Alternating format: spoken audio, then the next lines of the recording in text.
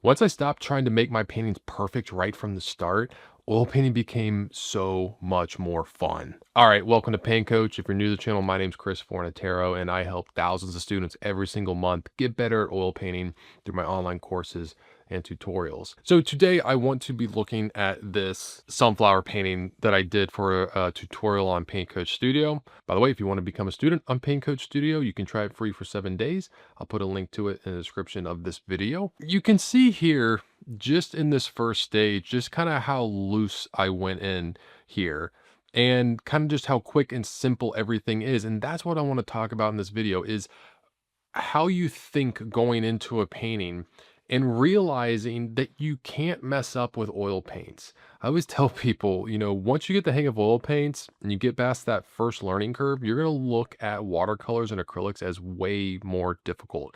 Because, for example, like watercolors, once you lose the white of the paper, it's gone. You're not getting it back. Like, you can mess up in watercolors. Oil paints, you can't. Like, absolute worst case scenario, something doesn't work well, you scrape it off with a palette knife or paper towel and you try that over again. But you can just see in the progression photos here how much I changed things. I mean, just look at just this one sunflower and how it changes. Well, it didn't change in that stage, but down here, how much more it changed. How I cut back in to the shapes to make it more specific. I added more saturated color right in there. I added lights on top.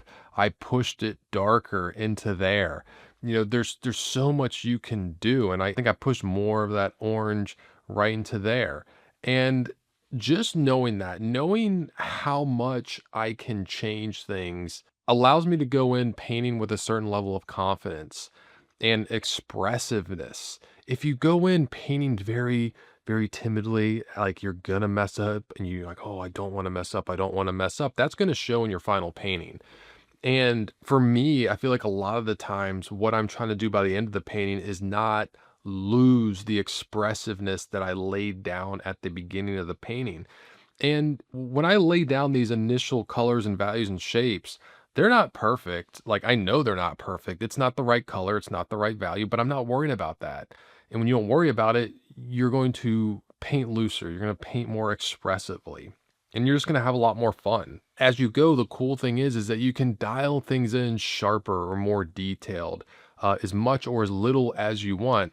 And like I was saying earlier, for me, like, I feel like it's always a matter of trying not to dial things in too much, to leave some of that expressiveness in the painting that you captured right at the beginning. I feel like a very important thing to understand is that the more of the painting that you get in, the easier it's going to be to figure out the areas that are difficult for you. All right, I just want to take a quick break from the lesson to let you know that the full tutorial of the painting that you're seeing in this video is available on Paint Coach Studio. In there, I have literally hundreds of real-time painting tutorials all done by me. It's a great way to demystify the painting process and see how a painting is made and how it's not magic. It's a series of steps that you can learn too. I upload a new one every single week, so you never have to worry about not having something to paint. And once you're in, you also get to be a part of the Paint Coach private Facebook group that has close to 1,000 members. It's a great positive painting community of like-minded students that are learning just like you. You can try it free for 7 days to see if you like it. I'll put a link to where you can do that in the description of this video. For example, like right here, I laid in these little light petals there. But as I worked the painting more, I realized, oh, I need to go back and I need to lighten those even more. I didn't know how light to push it until I got other parts of the painting in. What probably helped me see that more clear is putting in this white tablecloth and getting that in and be like, ooh, okay, now that I got that in, this isn't looking as bright as I need it to. I mean, just look at the vase here, kind of just how, I don't know, sloppy or loose it's painted, and just how it's just kind of like that color, a little bit of this, a little bit of that. But as I go, I start to tighten it up a little bit more. I tighten it up a little bit more. I tighten it up a little more until there's like a defined little, highlight right there. I feel like so many students try to paint something or like a part of the scene or a part of their painting perfect right off the bat without having anything else to compare it to. They'll like keep painting the same part of the painting over and over and over, thinking that they're going to be able to get it right, when in reality they need to move on. If there's a part of the painting that you're struggling with a lot, move on. Like, go on to another part of the painting, get something down there, even if it's just as like a placeholder, because having the other parts of the painting are going to help you in comparing it to that part you're struggling with, and it's going to make figuring that part out a lot easier. I mean, you can see like this mark here, made that mark solely just to like have that bright value in there. Like, I just was like, all right, I need a really bright value just so I can compare the rest of my painting to it. Another thing I want to point out here is how I didn't develop one area to completion before another. And I really bounced around the painting and got a little bit of everything. Got some of the table, got the vase, got the flowers, got the green, got the background. Now, something that I feel like is very important to talk about here is how much paint you're putting out on your palette, how much paint you're loading on your brush, and how much paint you're putting on your canvas. You know, you can't be sparing with your paint and paint expressively. Like, I know oil paint is not cheap, and I know you don't want to waste paint, and so you're not going to want to put a lot of paint out on your palette, but it's just part of the game. It's part of oil painting. And so here you can see, like, I wasn't afraid to lay out a lot of paint. I'm not afraid to put a lot of paint onto the canvas. I'm not afraid to load my brush up and get some really thick paint. I mean, you can really see that by the end of the painting in certain highlight areas here.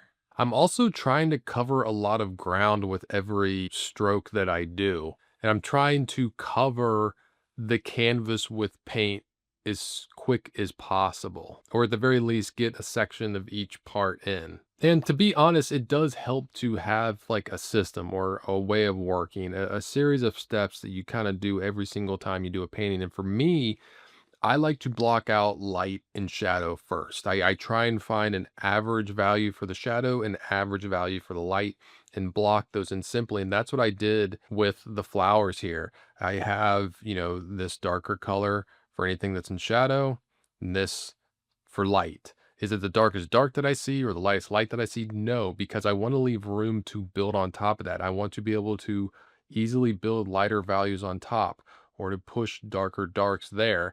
And I'm not worrying about, you know, getting very specific shapes either. Like, I want the shapes to be big. I want them to be blocky at first. This is, you know, it's easy to paint simple shapes and to paint them quickly. And so that's what I want to do here. I just want to paint them quickly. I'll have time, like I do here, to go back in and cut out individual petals if I want to, or add in little lights. But like, look at like right here, this light. I made this highlight. It's a stroke like that. You know, it's one big stroke to communicate a whole bunch of petals. And it's interesting to see that, like, it's not until here that I kind of cooled and lightened that background after I had gotten kind of these flowers all developed. Like, just getting these all figured out helped me realize I needed to push this a little bit lighter and a little bit cooler. So if you actually want like an exercise to kind of break this habit of painting so timidly or, you know, scared at the beginning, I know this sounds crazy, but do a painting like this, you know, 9x12 something, and do it in 20 minutes. Literally put a timer on yourself. Say, I got 20 minutes to paint this painting. You're going to see yourself move and start painting in a different way. And I can almost guarantee you that at the end of 20 minutes, you're going to be very impressed at what you painted. All right, hope you liked this video. If you did, please let me know by hitting that like button and subscribing to the channel. If you'd like to see some 1-minute quick little painting lessons, got those on my Instagram at Forza43. I'm Chris Fornataro, here telling you to go get painting.